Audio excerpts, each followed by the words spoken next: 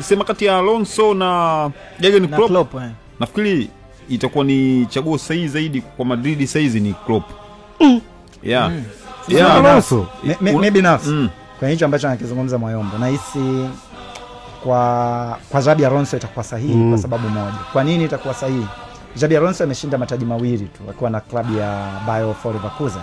Kwenye upande wa experience inaweza siwe na experience kubwa, lakini anapokwenda Real Madrid ana faida ya kucheza kwenye ile club kwa maana anajua utamaduni wa Real Madrid. Lakini issue nyingine ambayo inaweza kaa pia ni faida, naye pia atataka kuitumia Real Madrid kuweza kujitengenezea CV yake. Tofauti na Jurgen Klopp, asipofanikiwa Real Madrid, yeye pia tayari ulimwengu ushamtambua kwa miongoni mwa makocha mkubwa. Kwa hiyo CV yake itabaki pale. Yes, atafukuzwa Real Madrid, lakini CV yake huwezi kusema akifeli Madrid kwa maana kwamba sio kocha mkubwa, itabaki pale. Lakini kwa kiu ambayo yuko nayo Xabi Alonso, kwa wachezaji ambao wako Real Madrid, naona ni wachezaji ambao wanalingana sifa na Xabi Alonso kuliko Jurgen Klopp.